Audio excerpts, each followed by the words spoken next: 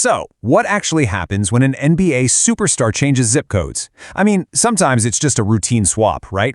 But other times, a single front office decision can either forge a legendary multi-year dynasty or literally destroy a franchise's future.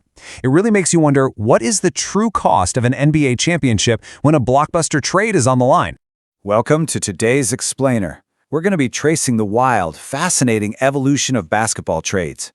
We'll look at how these deals went from, honestly, comical, almost unbelievable origins to today's massive, record-breaking arms races that can completely mortgage a team's future for the next decade.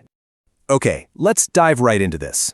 Our roadmap for today covers 4 distinct eras: the ultimate draft heists, the rare win-win blockbusters, what happens when the league intervenes, and finally, the modern megatrade era.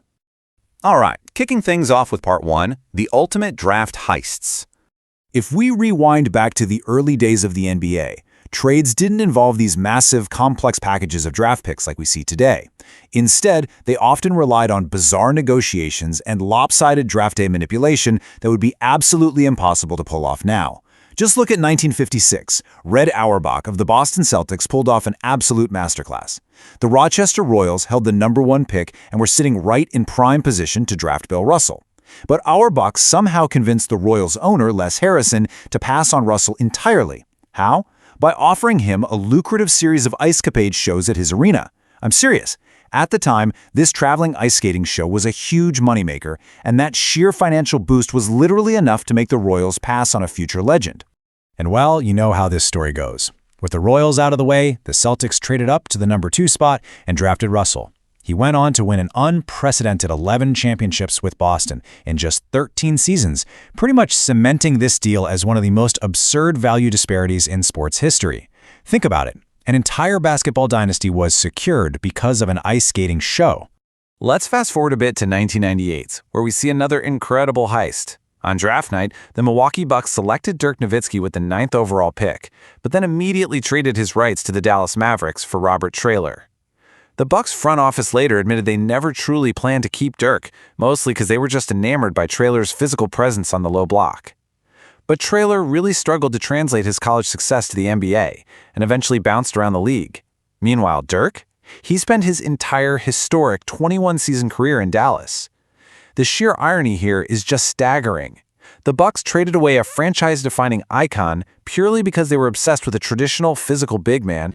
And this brilliantly illustrates the art of draft day manipulation, which arguably peaked in 1996. The Charlotte Hornets drafted a high schooler named Kobe Bryant, but Kobe's agent masterfully restricted access, keeping other teams from working out just to ensure he landed in a major market.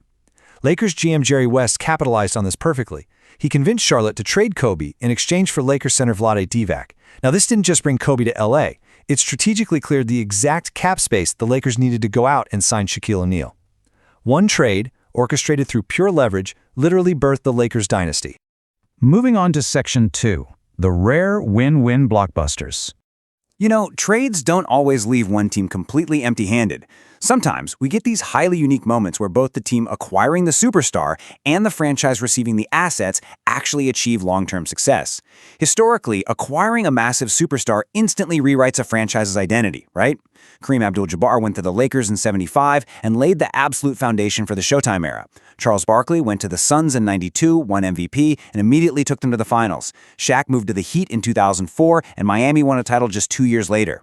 And Kevin Garnett, he went to the Celtics in 2007, instantly transforming a 24-win team into NBA champions.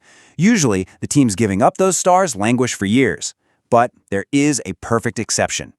By 2008, the Lakers were facing this mounting championship or bust pressure.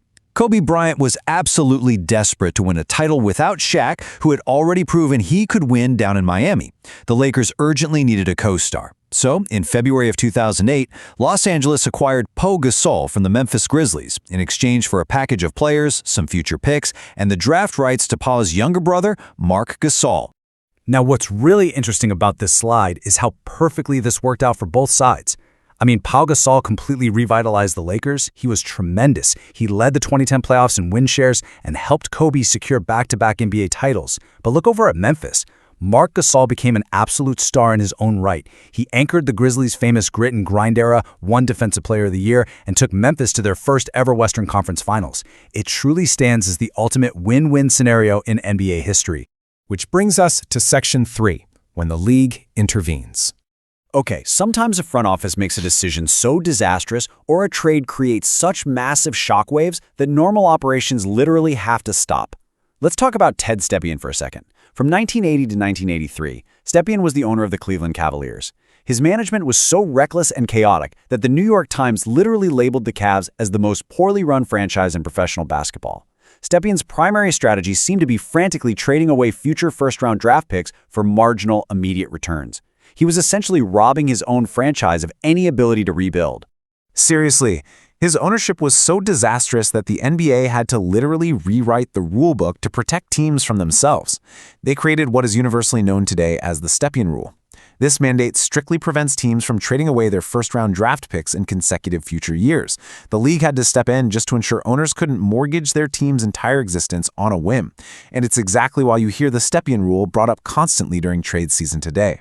Another famously dramatic intervention happened in 2011. There was this massive three-team blockbuster that would have paired Chris Paul with Kobe Bryant on the Lakers, Pau Gasol would go to the Rockets, and the New Orleans Hornets were set to receive a huge package including Lamar Odom, Goran Dragic, and a first-round pick. But suddenly, right as it was happening, the trade was halted, sparking endless controversy about a league veto. So, an absolutely crucial point here is clearing up this veto myth. At the time, the NBA actually owned the Hornets franchise while they were looking for a buyer. Commissioner David Stern clarified that he was acting as the owner's representative, not using his commissioner powers to veto a fair deal. As his quote right here shows, Stern stated that the Hornets GM, Dell Demps, simply wasn't authorized to make the trade. Stern said there was nothing to void, it just never got made. Actually, scratch that whole Lakers plan entirely, because Chris Paul was instead traded to the Clippers just days later. All right, Section 4, the modern megatrade era. Today, the cost of acquiring a superstar has just gone absolutely nuclear. We've gone from trading individual players to literally trading away decades of future assets. Just look at this staggering haul. When the Clippers traded for Paul George, or when Minnesota traded for Rudy Gobert, the price tags were astronomical. Teams are no longer just sending a player or two. They are sending rising superstars like Shai Gilgeous-Alexander, multiple established role players, 4 or more unprotected first-round picks, and multiple pick swaps. Front offices are making decisions that lock in their future for the next 10 years, banking everything on the hope that acquiring one elite talent will yield a championship right now. Let's move to 2025 and see how this all builds up. One of the most shocking NBA trades in history occurred seemingly out of nowhere, with literally zero of the usual months of media buildup. The Dallas Mavericks traded their young franchise cornerstone Luka Doncic to the Los Angeles Lakers in exchange for an established two-way champion in Anthony Davis. It was a stunning, sudden swap of two All-NBA superstars. One team moved off a young generational talent, while the other built around him instantly. Because it happened so suddenly, the basketball world is still intensely debating who actually won this massive gamble. Which leaves us with a really fascinating reality to ponder. A superstar trade is never just about today, it's about what happens over the next 5 to 10 years. When you look at teams mortgaging their entire draft capital or swapping generational talents overnight, you really have to wonder how long before today's record-breaking blockbuster trades are viewed as massive mistakes. Are these teams buying a championship, or are they just buying a decade of regret?